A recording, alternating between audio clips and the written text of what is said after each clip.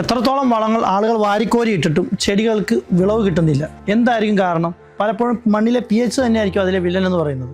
ആളുകൾ pHൻ്റെ അളവ് നോക്കാതെയാണ് മണ്ണിലേക്ക് ആവശ്യത്തിലധികം വളം വാരിയിട്ടുകൊണ്ടിരിക്കുന്നത്. ഇത് ശരിക്കും കർഷകരുടെ ഉയർന്ന തോതിലുള്ള സാമ്പത്തിക നഷ്ടത്തിന് കാരണമാകുന്നു. സാധാരണയായി മണ്ണിലെ pH കറക്റ്റ് ചെയ്യാൻ പരമ്പരാഗതമായ കുമ്മായമാണ് നമ്മൾ ഉപയോഗിച്ചുകൊണ്ടിരുന്നത്. പച്ചക്കക്കപ്പൊടി ഉപയോഗിക്കുന്നത് എന്തിനാണെന്ന് പലർക്കും ഇന്നും അറിയത്തില്ലാത്തൊരു കാര്യമാണ്. ശരിക്കും അടിസ്ഥാനപരമായ ഒരു വ്യത്യാസം എന്ന് പറയുന്നത് പച്ചക്കക്കപ്പൊടി ഉപയോഗിക്കുന്നത് കുമ്മായമായിട്ട്. കുമ്മായം കുറഞ്ഞ സമയത്തിനുള്ളിൽ കൂടുതൽ റിസൾട്ട് ഒറ്റയടിക്ക് തന്നുകൊണ്ട് അതിൻ്റെ ലൈഫ് എക്സ്പെക്റ്റൻസി കുറയ്ക്കുന്നു. പച്ചക്കക്കപ്പൊടിയാണെങ്കിൽ ദീർഘകാലം ഒരേ അളവിൽ അതിൻ്റെ pH സന്തുലനമായി നിലനിർത്തുന്നതിലൂടെ ചെടിക്ക് കൂടുതൽ ഗുണം കിട്ടും. എന്തുകൊണ്ടായിരിക്കും ഈ പച്ചക്കപ്പൊടി കുമ്മായത്തെക്കാട്ടി ബെറ്റർ എന്ന് പറയാൻ കാരണം? നമ്മൾ പണ്ട് തൊട്ട് യൂസ് ചെയ്യുന്ന കുമ്മായപ്പൊടിയല്ലേ തൈക്കൊക്കെ യൂസ് ചെയ്യുന്ന വളമായിട്ട്? അത് ഈ കുമ്മായത്തിൻ്റെ ശരിക്കും പറഞ്ഞാൽ അല്ലാതെ ഞാൻ പറഞ്ഞത് നമ്മുടെ എക്സ്പെക്റ്റൻസി ആണ് പ്രധാനമായിട്ടുള്ള പ്രശ്നം.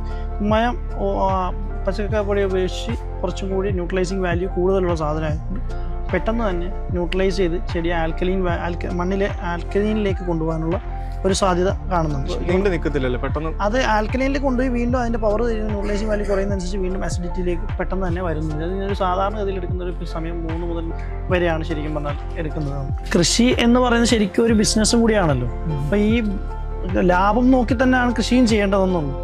അപ്പോൾ നമുക്ക് പച്ചക്കക്കപ്പൊടി ഉപയോഗിക്കുന്നതിലൂടെ pH ദീർഘകാലം നിലനിർത്താൻ പറ്റുമെങ്കിലും മണ്ണിൽ തന്നെ നാച്ചുറലായിട്ടുള്ള ജൈവാംശം, വളങ്ങൾ, മറ്റ് ന്യൂട്രിയൻസ് ചെടിക്ക് സ്വാഭാവികമായി ആഗിരണം ചെയ്തെടുക്കാൻ പറ്റും. അതിലൂടെ തന്നെ മറ്റ് ഇൻപുട്ടുകൾ നമ്മൾ അഡീഷണൽ ആയിട്ട് കൊടുക്കുന്നത് കുറയ്ക്കാൻ പറ്റും. അപ്പോൾ ഒരു പരിധിവരെ സാമ്പത്തിക ലാഭം അങ്ങനെ ഉണ്ടാവും. പിന്നെ മണ്ണിലുള്ള ഇതുകൊണ്ട് മാത്രം വളരുന്നതുകൊണ്ട് പച്ചക്കക്ക ഉപയോഗിക്കുന്നതുകൊണ്ട് എഫിഷ്യൻ്റ് ആയിട്ടുള്ള ഒരു അബ്സോർപ്ഷൻ കിട്ടുന്നതുകൊണ്ട് ചെടിക്ക് അതിനനുസരിച്ചുള്ള അബ്സോർപ്ഷൻ കൂടുതലായിട്ട് കിട്ടുന്നത് കൊണ്ട് തന്നെ ചെടിക്ക് അതിനനുസരിച്ചുള്ള റിസൾട്ട് ചെടിയിലും കിട്ടും. കായ്ഫലമായിട്ട് നമുക്ക് വിളവിൽ അത് കാണാനും പറ്റും.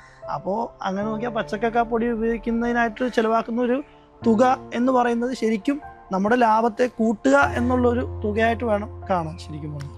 ഇത് നമ്മുടെ തന്നെ പ്രൊഡക്ഷൻ യൂണിറ്റായിട്ട് നാഗർകോവിലിൽ നമുക്ക് പ്രവർത്തിക്കുന്ന മാനുഫാക്ചറിങ് യൂണിറ്റാണ്. അപ്പോൾ അവിടുന്ന് തന്നെയാണ് നമുക്ക് പല സ്ഥലത്തേക്കും, ഇപ്പോൾ ആലപ്പുഴയിലുള്ള ഗോഡൗണിൽ വന്നിട്ട് അവിടുന്ന് ആയിരിക്കും ജില്ലകളിലേക്ക് തിരിച്ച് സപ്ലൈ പോകുന്നത്.